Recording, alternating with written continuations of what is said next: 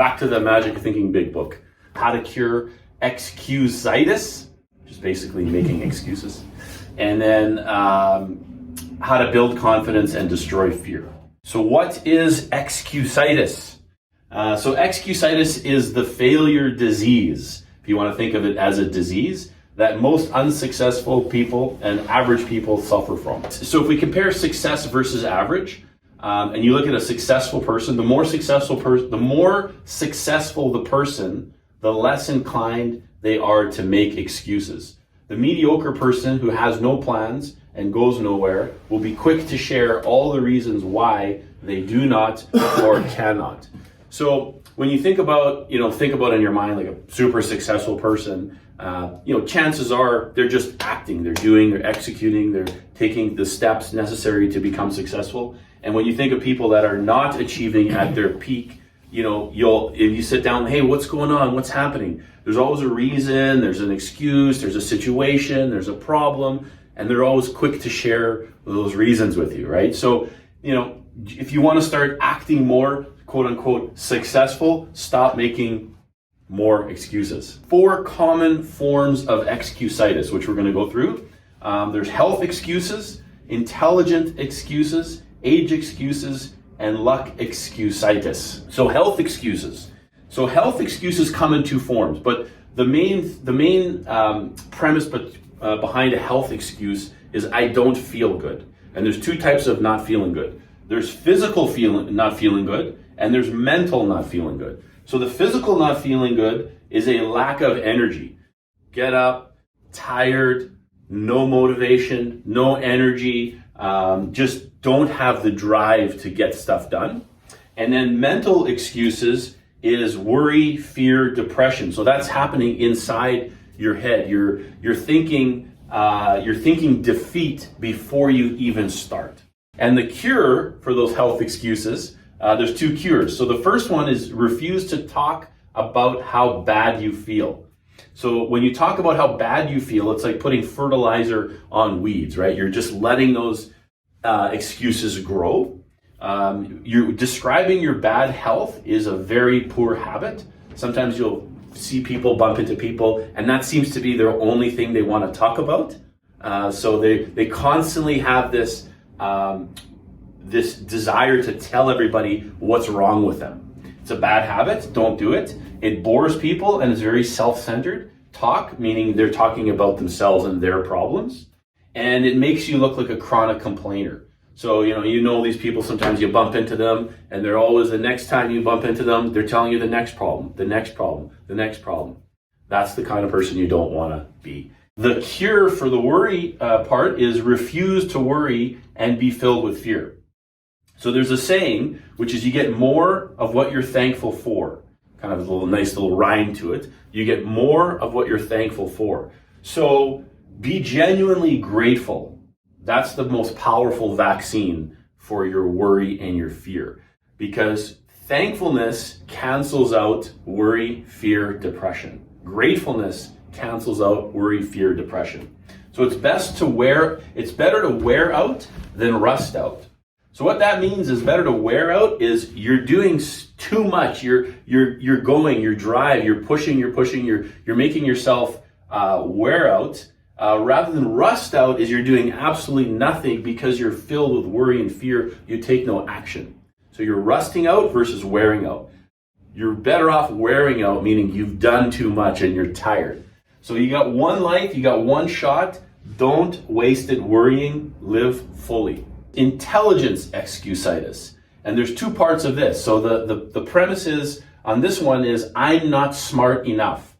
So this stops people from doing things, and they're quick to share that they're not smart enough. So where does this stem from? It stems from a comparison syndrome. Not smart enough compared to what, right? We either underestimate our own brain power, so you just don't think you have the ability, the brain power to do whatever you're chasing after, whatever goal you're going after, or you're overestimating others' brain powers and you're comparing yourself to them. So you see someone who's all successful and they look like they got it all together, and then you compare yourself to them saying, well, I'm not as good as them. So through that comparison, it leads you to have this, I'm not smart enough or I'm not good enough to achieve my goals. The other one is almost a bit of the reverse of that.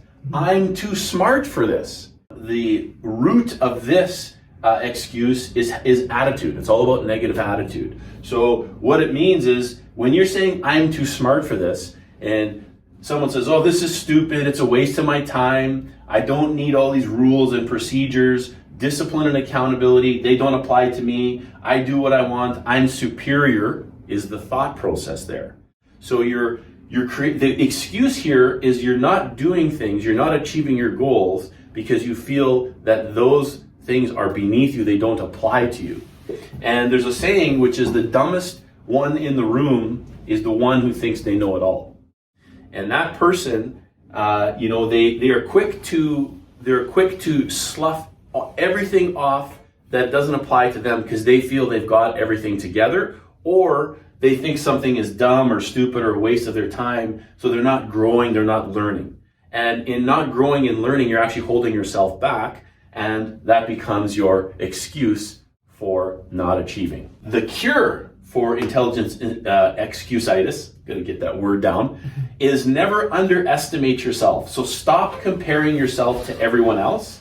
And again, be thankful for your own talents and ability. Again, you get more of what you're thankful for. So when you're thankful for, you almost take count of your abilities, your talents, your skills, kind of take account of your blessings, sort of thing, and be thankful for it. Reject the thought that you're not smart enough. You can do anything that you put your mind to. And so a lot of people will defeat themselves before they even start because they feel that they can't because of what's going on up here. So you have to get rid of that, right? You literally can do anything you put your mind to. When you think of things that you might have accomplished that were hard, you've done it because you push through it, right? When you decide to do something, you go full force and you'll figure out a way. The other cure is attitude. So we talked about the being too smart.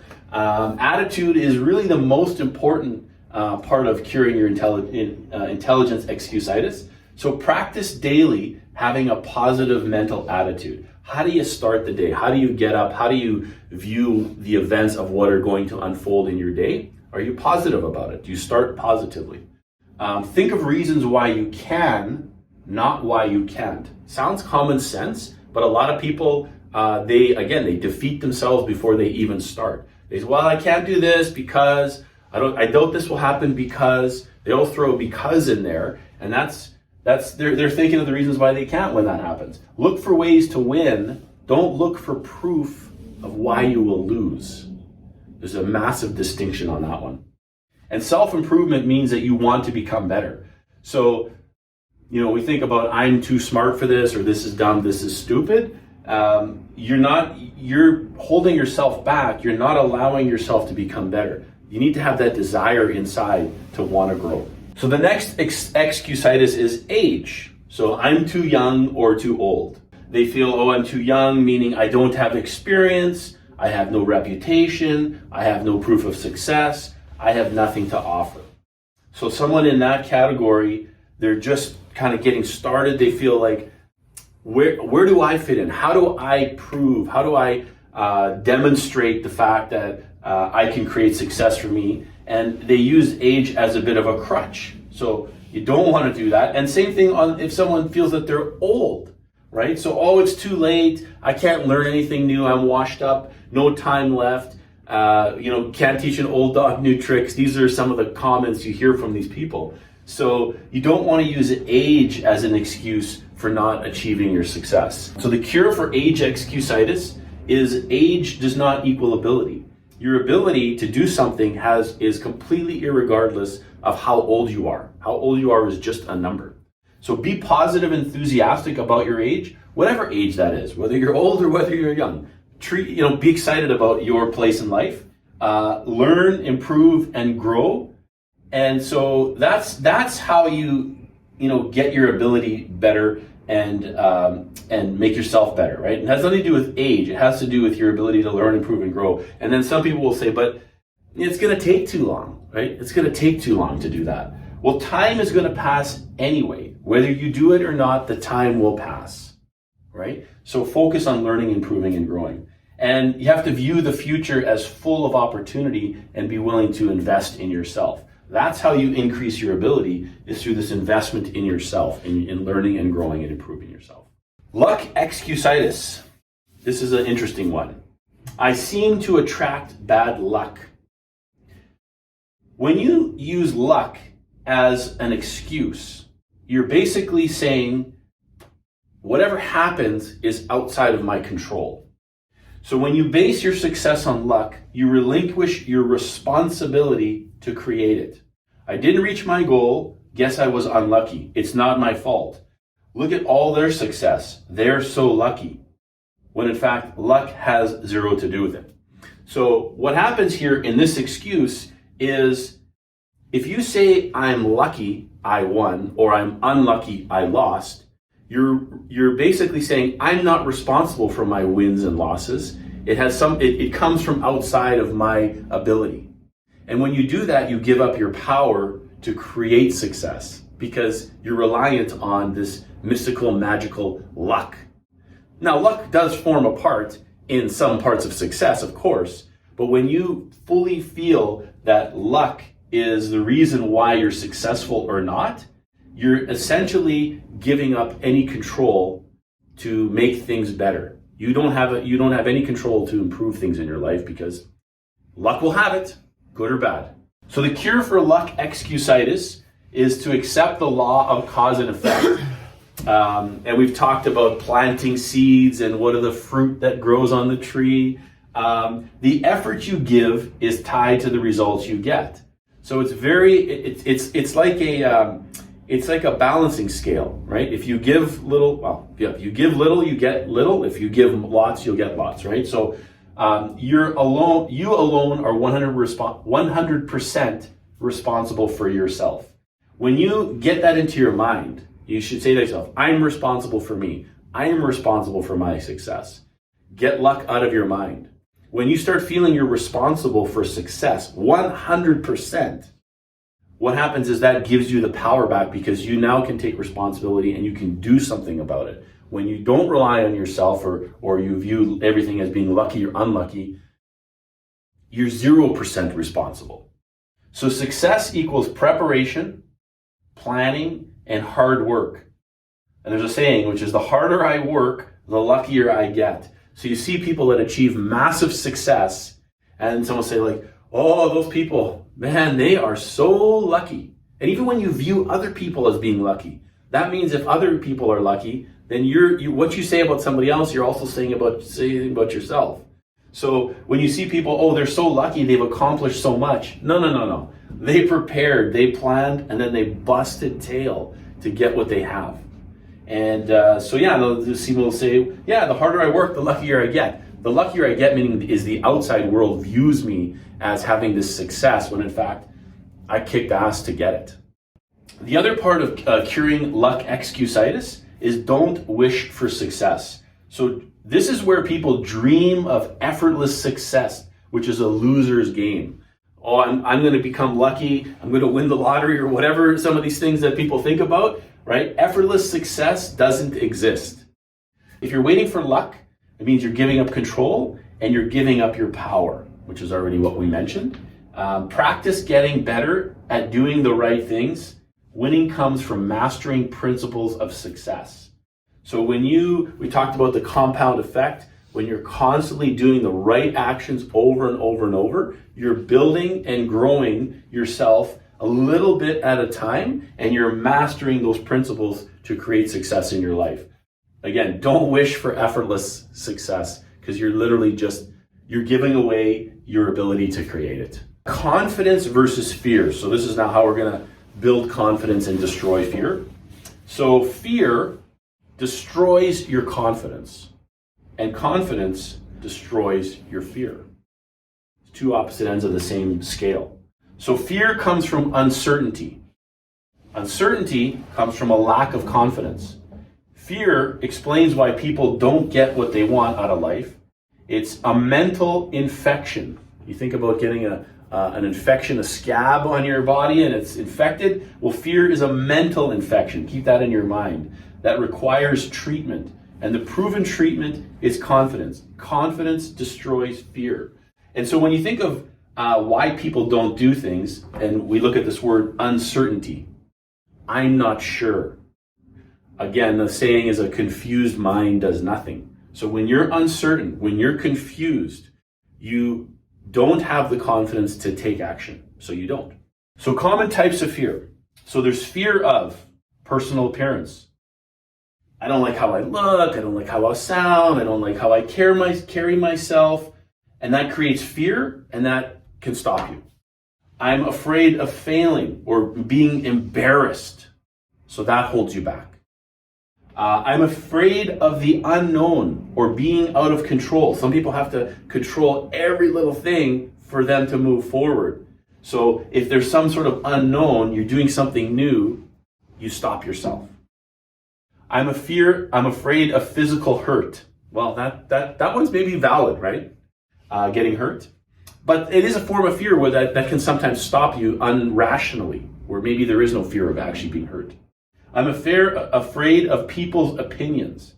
To me, this is the biggest one of all the types of fear is other people's opinions. Other people's opinions of what you think or what you do should have zero effect on you. Unfortunately, they don't. It's a common fact of life that people view other people's opinions of them sometimes even more strongly than of the opinion they have of themselves. So that's one. Fear of investing and losing. Oh, what if I put in that money and I don't get a result? I lose. What if I put in the time and I don't get the result that I want and I end up losing? So why bother at all? And fear of people with status. Oh, that person is important. I can't talk to them. I can't deal with them. I can't contact them. So sometimes it holds people back from doing things when they view people as more important or higher status than them. So fear, the acronym, I don't know if you guys have heard of this before, false evidence appearing real, FEAR, acronym for fear.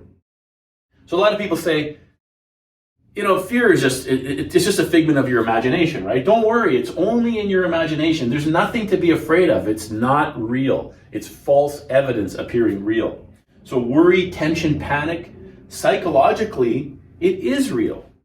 It will stop people. It will stop you if you're really worried about it. So fear comes from a mismanaged negative imagination.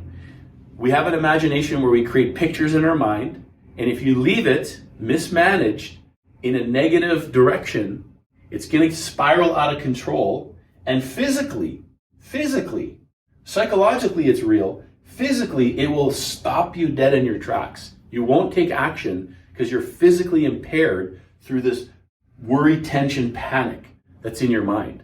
So yes, it's not real. It's not tangible.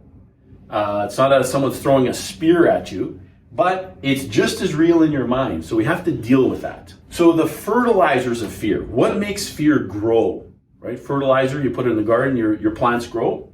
The factors that make fear grow. Number one, indecision. Not taking the time to figure things out and deciding what to do. So you're constantly at a crossroads maybe where you've got to make a decision and you don't take that time to weigh your pros and cons to figure out what direction you can go.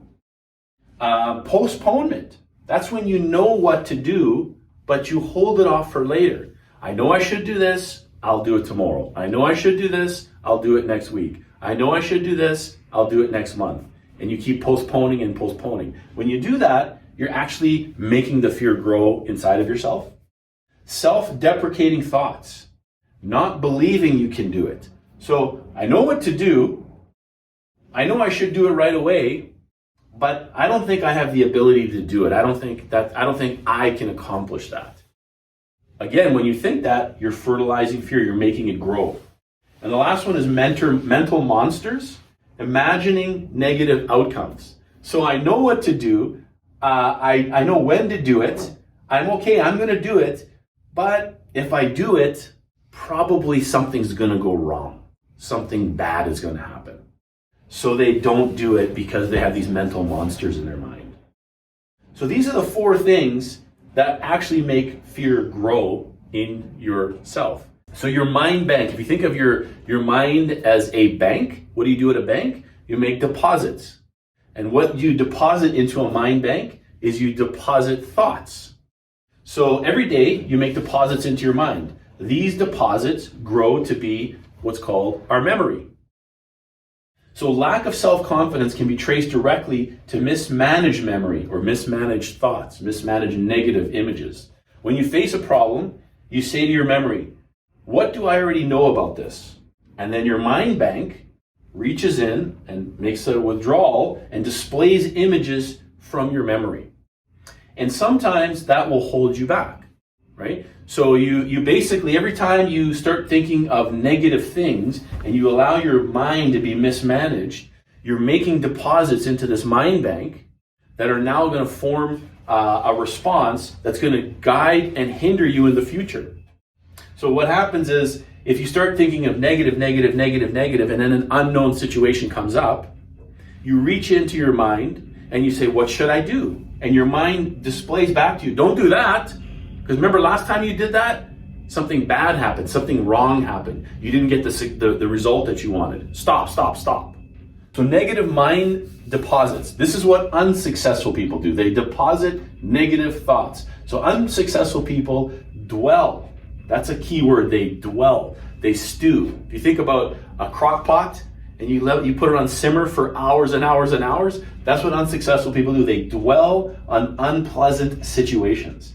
They replay them over and over and over in their mind. They see it happening again and again and again. That went wrong because here's what went wrong. They think about it repeatedly. It's the last thing that they think about before bed.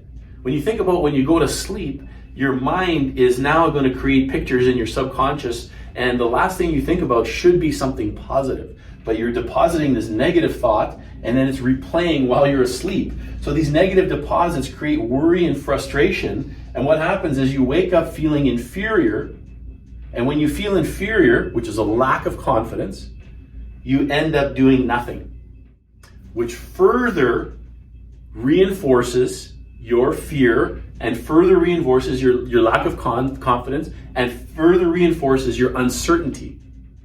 And it repeats. What do successful people do? They deposit positive thoughts, right? So successful people don't think about discouraging times. Do unsuccessful people have discouraging times? Of course. Do unsuccessful people have challenges? Do they fail? Of course. What they don't do is they don't dwell on them. They don't stew on them. That's not what they put in their crock pot and put it on simmer. They just don't think about those discouraging times. They recall and replay victories and accomplishments. So instead of replaying that time you failed over and over and over, think of times where you've had success, where you've had victories, where you've had accomplishments, and replay those. Those are more empowering. Before bed, they think of many reasons to be thankful. You get more of what you're thankful for. So before bed, think of all the things that happened in the day that you could be thankful for. Every day, guaranteed, there are things that have happened that you could say thanks for. 100%. These positive deposits will help to boost their confidence, and they wake up feeling powerful. So what do? They take action. It's the exact reverse, right? And so the before bed is a super critical time to count your blessings, so to speak. Because again, you're going into your unconscious mind for a period of 4, 5, 6, 7, 8, 9, 10 hours, however long you like to sleep, however long you can get, that, these things, those deposits are playing out. So, just take a moment. It could be very quick. Right before you go to bed, I'm thankful for the following. Boom, boom, boom. Let's 3, 4, 5 things. Just try it. Just try it. So taking action. So when we have fear, what does fear do? It stops us. The cure for fear is actually taking action. It's doing something. The best way to boost our confidence is our actions create a corresponding feeling. So when you do something, it creates a feeling, positive or negative. right? So if we act in a certain way, positive or negative, let's say in this case positive, we can manufacture the feeling of confidence. So what are some confident actions that you can take to conquer your fear? There's tangible things that we can do that will allow us to feel confident and act confident. So let's take a look at what those are. Just as an exercise, right? How do you feel when? So everybody right now, smile ear to ear. Big teeth, teeth, teeth, teeth, teeth, teeth, teeth, right? Now if you're smiling and think in your mind while you're smiling, I'm really angry. You can't do it. Your mind, your actual physical smile, the act of physically smiling cancels out the thought of being angry. So that's an idea where the action affects your feeling. If we were all sitting here frowning and hunched over and trying to make ourselves physiologically feel upset, you could affect your feeling that way as well. A couple of actions we can all take, as outlined in the book, is be a front seater.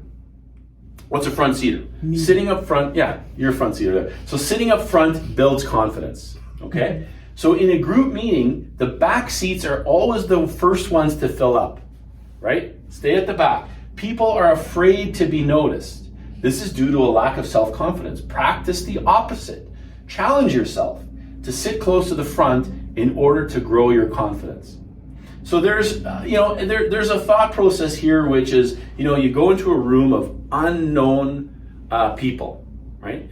Like, I mean, here we know each other, but if you go into a large meeting room of unknown people, a lot of the times you'll see, this is very true, a lot of times you'll see the back fill up first, and then slowly it'll fill up, and sometimes you see the speaker go, why is everybody sitting, guys, come up a little bit closer, right?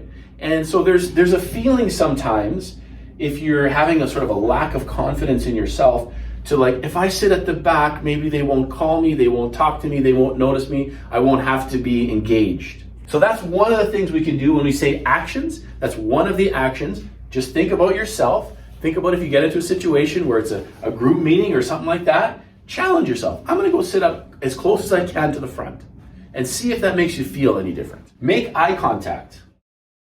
I'm not afraid, I'm confident. So when you make eye contact, that's what you're telling yourself, that's what your subconscious, I'm not afraid, I'm confident. So failure to make eye contact says, I feel inferior to you. Proper eye contact conquers that fear. It says, I'm honest and I believe in myself. So make your eyes work for you. It gives you confidence, and not only that, it wins you confidence with the other person. So in turn, that other person treats you differently. Like, you can imagine if you talk to someone and they constantly have their eyes down, there's a couple things that go through your mind. Are they lying to me? Are they telling me the truth? Are they not engaged in the conversation? Do they not care? Do they not have confidence in themselves? It reduces that person. It makes that person feel smaller than they should be, just by a very simple thing of having eye contact. So try that as an action. When you're dealing with people, try the eye contact, a little bit more eye contact. Now, don't beam into somebody's eyes. Don't burn a hole in their head. I think I'm looking at people enough. Right, yeah. But, just try. Just see if that changes something for you. Walk faster. This guy's going to know what I'm talking about. Shoulders back, head up, pick up the pace.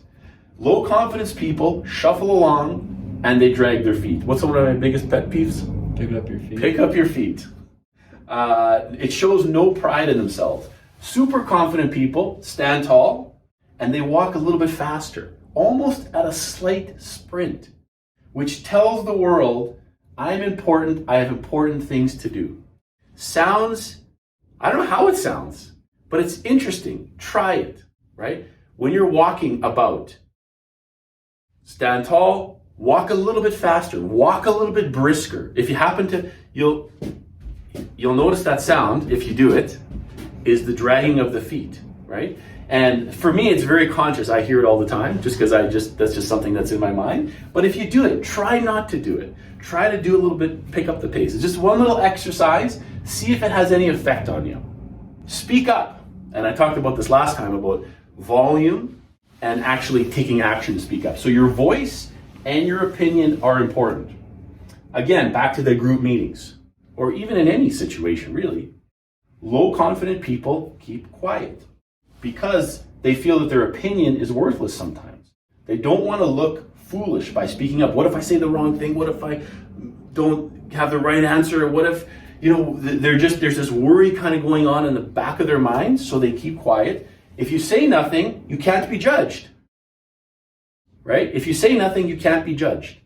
Confident people share their opinions. They make comments. They ask questions. They speak up, and they don't not only speak up, they speak up loudly. They increase the volume of their voice just a little bit. So even if they say the wrong thing in their mind, or they feel like, I don't know what I should say, but try saying it loudly, and you'll actually get this feeling of a little bit more confidence in you.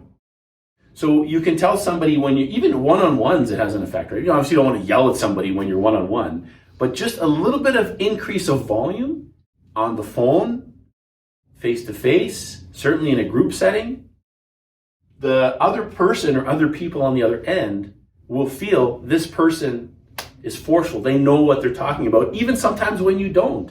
It gives that appearance. And in doing that, it creates this confidence in you. It builds up inside.